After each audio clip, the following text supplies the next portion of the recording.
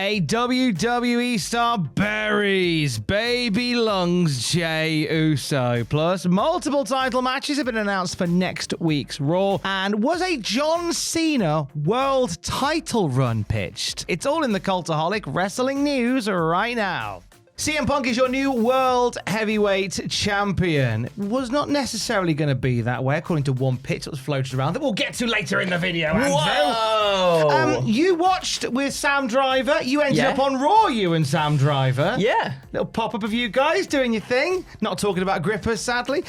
What did you make of Cena and Punk? I thought for what Punk and Jey, I should have said. Cena and Punk hasn't happened for years.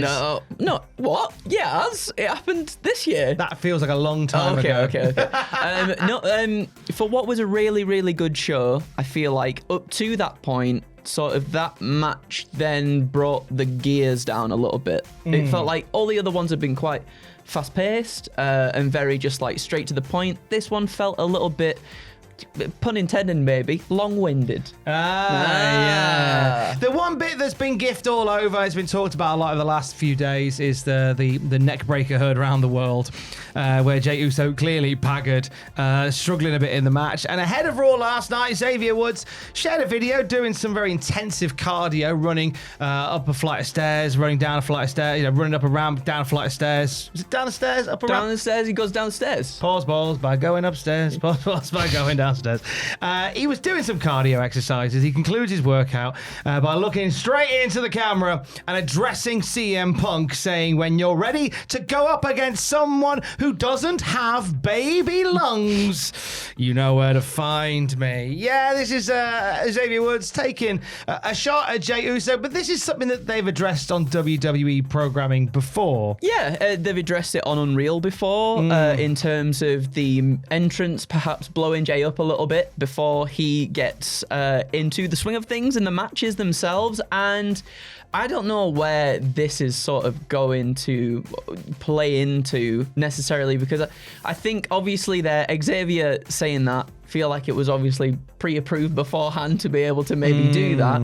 I think they'll lean into it somehow on the actual program itself. But my only thing is, if they lean into it, then like the matches themselves have to be good. Do you know what I mean? Yeah. Like, it's one thing to sort of do this whole, when we were doing the Gunther and Jey thing, and Jey was sort of coming up short and doing little bits of the just botches here and there, whether they were planned or not, they tried to spin it into an angle. But I feel like there gets to a point where maybe things have to sort of ramp up a little bit. You have to improve your cardio. Yes. Well, yeah, for sure. If you're being levied at somebody who hasn't got very good cardio, the objective should be to improve your cardio. And I think that's a lot of the criticism now that's being levied at Jey online in particular, because the reactions in the arena are still very strong. Hearing more heckling at points than there was just a few months ago. Absolutely. I think some people said that there was a bit of that at Saturday night's main event that would have potentially put Jey Uso off in the game. But you know, if this is something that you've been called out for, then this is something you should work to improve the best you can upon. I don't know what Jey Uso's daily regimen is, so I couldn't tell you how much he's putting into it. You know, who knows? But it's something that was addressed by Xavier Woods. For me, I looked at that and went, you know what? Yeah, let's do Xavier Woods and CM Punk for the world title. Why not? I'd love that so much. I think that would be a fun little Raw match. Yeah. You know what the outcome's going to be, but it doesn't mean it won't necessarily be a good match. They'd have a lovely time if they did that. Hiroshi Tanahashi, no doubt going to have a lovely time at Wrestle Kingdom 20. That would be where he has his swan song in the world of wrestling. The New Japan president was asked once again during a press conference around Wrestle Kingdom 20 who his final opponent would be, and he said, "Please wait a little longer. I've fought many different wrestlers throughout my career. I'll make sure to announce who I want it to be." There was talk that Gato would step in and find an opponent for Tanahashi. And Tanahashi's gone, "No, I'm going to find an opponent for me. It's going to be me. It's going to be me." A lot of speculation over the last few months that it was looking like it could be Shinsuke Nakamura. The obviously AEW New Japan partnership. Ferrero Rocher. Where was that going? I don't know, but it's the ambassador's favourite. With Ferrero Rocher, you're spoiling us. I think I've had a stroke this afternoon. Are you okay, sir? No, I don't know if I am. I think no. we're doing okay. But there was a lot of conversation that it would be Shinsuke Nakamura versus Hiroshi Tanahashi, at the ambassador's reception that is Wrestle Kingdom 20. However, the AEW relationship might suggest that they might go in a different direction. But stranger things have happened and you never know. Exactly. I guess you never know. It does depend how everything goes. Myself and Ross were sat here talking about this a few weeks ago as well, and sort of some outlets were saying that perhaps Shinsuke, or I believe New Japan believed that Shinsuke had signed a new WWE contract, but then other outlets were like, we're not too sure about that. So that would definitely be a big hurdle to get him into that final match with Hiroshi. However, again, like myself and Ross were talking about it, just the storied history between those two, though, it would be so nice for them to sort of just, at least for Shinsuke, to sort of close out the chapter of one of his greatest rivals and greatest friends as well. It does feel like a nice way to end things. Next week on Raw, title matches are plenty being announced. The Women's World title on the line. It's going to be Stephanie Vaquer defending against Raquel Rodriguez. And we'll have the women's tag titles on the line. The Kabuki Warriors, as a result of beating Alexa Bliss and Charlotte Flair.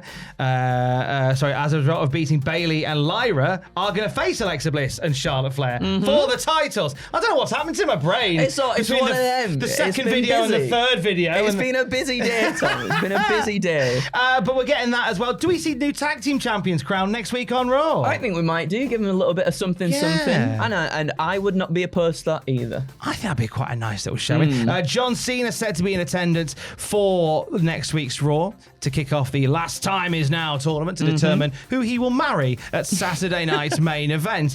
And we're going to see Rusev and Damian Priest in there, and Shinsuke Nakamura and Sheamus in there. But when it comes to John Cena and this final leg of his time in a wrestling ring, there was some conversation about it looking slightly different. Yes, there certainly was. So on the Fightful Select Q&A, when talking about John Cena potentially winning the IC title in his final run, it was actually mentioned that there was a pitch for Cena to become WWE World Champion again, saying there were some other very major conversations about John Cena and championships in the last few weeks, with a world title uncertain until the ink has gone. Uncertainty. But I'm not how far. I'm not sure how far those actually ever got. Jesus, it's one of them news videos today.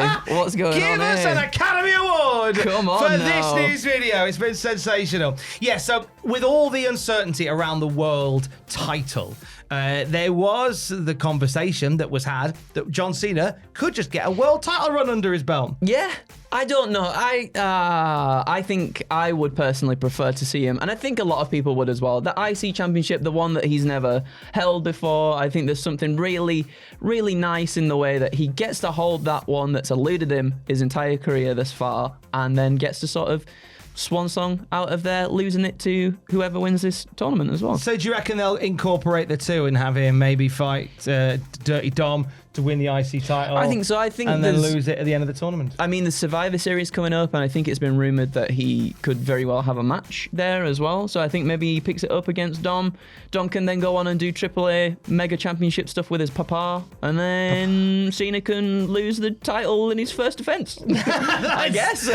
That sounds like a plan. I mean, it could have been something that you could have done with the world title as well, potentially. But I think the problem is they just don't have enough dates left for John Cena to do anything truly palpable with it. You could have had, if they'd had more dates and more time with him, you could have had John Cena win the world title. You could have had a mini run with John Cena in the world championship and have John Cena say, look, I'm going to defend this belt on my last match in the company against the winner of this tournament. Yeah.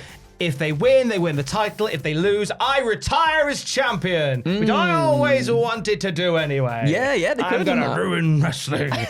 So you could have done it that way. They'll do it this way with the world title. I kind of wish that we had a do-over with Cena's final year. It does feel like they sort of ran out of wind near the end when it didn't go the way that they hoped it would, and they course changed. Just a bit of wasted opportunity, really, wasn't it? We had the incredible heel turn itself, which the moment was phenomenal. It was so good, but it was just that bit in the middle where it felt like they didn't really know where to go or what to do with it. Yeah, a little bit lost in the shuffle on that one, I'm afraid. The 5-knuckle shuffle. Hey! Apparently that's wanking. I did not realise that until I was... Oh, did you realise that's masturbating? No. Yes. It's John Cena during the PG era.